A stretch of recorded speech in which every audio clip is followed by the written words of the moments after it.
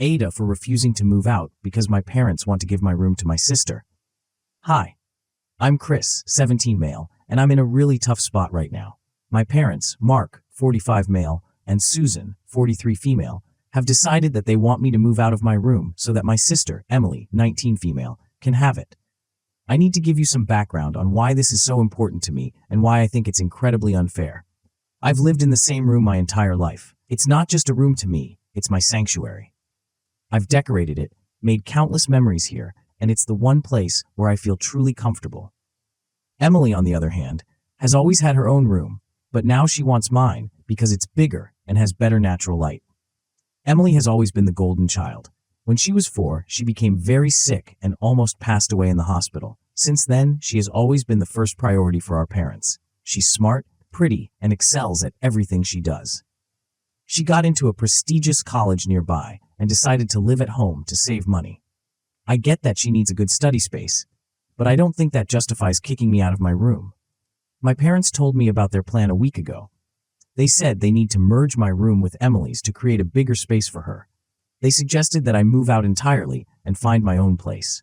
They didn't offer any financial help, stating that boys my age should start being independent and move out. Here's the kicker. Emily's room isn't even that small. It's a decent size, and she's lived in it comfortably for 19 years. But now, suddenly it's not good enough? It feels like they are prioritizing her needs over mine once again. I've tried to explain my feelings to my parents, but they just brush me off, saying it's not a big deal and that I'm making a mountain out of a molehill. They don't understand that this room is more than just a space to me. It's a part of who I am. AITA for refusing to move out of my room? Edit.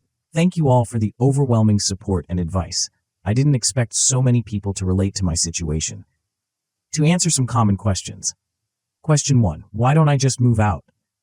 I'm still in high school, and I don't have the financial means to support myself independently. Moving out isn't a feasible option right now. Question 2. Have I talked to Emily about this? Yes, I have. She understands why I don't want to move, but says she needs the space for her studies. She feels entitled to the room because our parents have always prioritized her needs. Question 3. What about the guest room? The guest room is tiny and doesn't have a closet. I would have to get rid of a lot of my things or find somewhere else to store them, which isn't practical.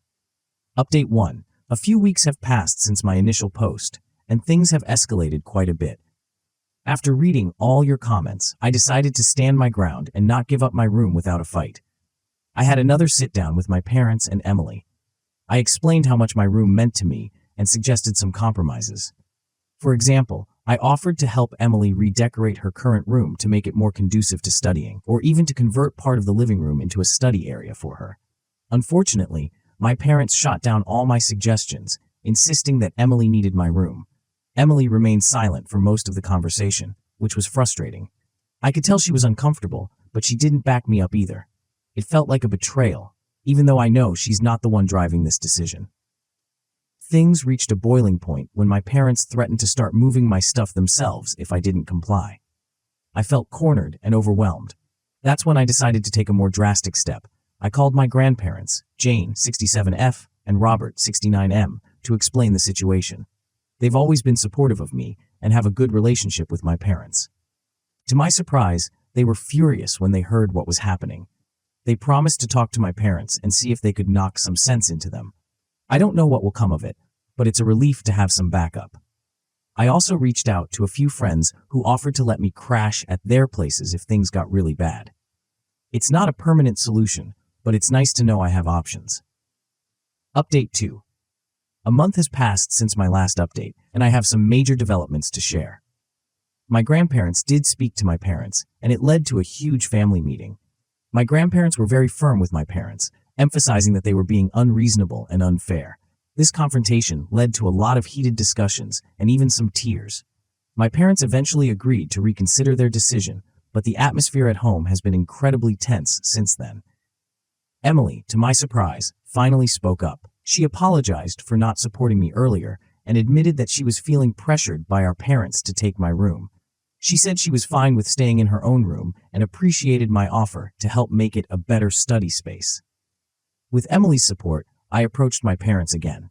This time, they were more receptive. We came up with a new plan. Emily would keep her room, and we would convert part of the basement into a study area for her. It's not as ideal as my room, but it meets her needs without disrupting my life.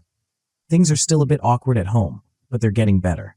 My parents apologized for the way they handled the situation and promised to be more considerate in the future. I think this experience has made us all realize the importance of communication and compromise. Edit 2. I want to add some more context about why this situation escalated the way it did. Many of you asked about the dynamics in my family and how things got to this point.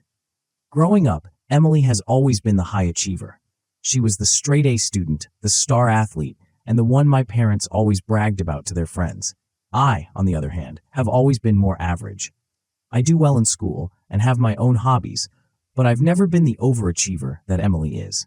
This has created a sense of competition and sometimes resentment between us. My parents have always pushed us to excel, but their expectations for Emily have always been higher. When she got into her prestigious college, they were over the moon. I was happy for her too, but it was hard not to feel overshadowed. When Emily decided to live at home to save money, my parents were supportive. They see her education as an investment in the family's future. But I don't think they realize how much it hurts to always be the one who has to compromise. This room situation was just the tipping point for years of feeling like my needs and wants are secondary to Emily's. I've talked to my parents about this before, but they always assure me that they love us equally. I don't doubt that they love me, but their actions often speak louder than their words. It's hard to feel equal when I'm constantly asked to make sacrifices for my sister's benefit. Update 3. It's been another month since my last update, and things have taken a surprising turn. After the family meeting and the subsequent tension, my parents and I started family therapy. It was my grandparents' idea, and though my parents were hesitant at first, they eventually agreed. Therapy has been a game changer. It's allowed us to communicate more openly and honestly about our feelings. I was able to express how neglected and undervalued I felt, and my parents had to confront their own biases and the impact of their actions on both me and Emily. Emily also joined a few sessions, and it was eye-opening for all of us. She admitted that she often felt the pressure of being the golden child and that it wasn't always easy living up to those expectations. She apologized for not standing up for me sooner and acknowledged that she could have handled things better. We've started implementing changes at home. For one, my parents are making an effort to recognize my achievements and interests more. They're also more mindful of not putting Emily on a pedestal at my expense. Emily and I have started bonding over shared activities, and while it's still a work in progress, our relationship is improving. The basement study area for Emily is coming along nicely. We've turned it into a cozy and functional space where she can focus on her studies without needing to take over my room. It's been a collaborative effort, and it feels good to work on something together as a family. I never imagined that things would get to this point, but I'm grateful for the positive changes. It hasn't been easy, but standing up for myself was worth it. Thank you again to everyone who supported me through this. Your advice and encouragement gave me the courage to stand up for myself. Update 4. 6 months have passed since this all started, and I wanted to share how things have been going. Life at home is much more balanced now. The family therapy sessions have continued, and we've all learned a lot about communication and respect. My parents have made a genuine effort to be more supportive of me. They've attended my school events, taken an interest in my hobbies, and are more present in my life.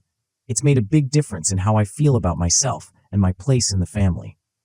Emily and I have grown closer too. We've found common ground and mutual respect. She even helped me set up my own study area in my room, ensuring that I have a productive space for my senior year. We've started hanging out more, and it feels like we're not just siblings, but friends. The tension that once filled our home has been replaced with a sense of unity. We still have our disagreements, but we're better equipped to handle them now. I never thought that standing up for my room would lead to such a profound change in our family dynamic. I want to thank everyone who followed my story and offered their support. Your words of encouragement helped me through one of the toughest times in my life. If there's one thing I've learned from all this, it's the importance of standing up for yourself and the power of open communication. Thank you, Reddit, for being there for me.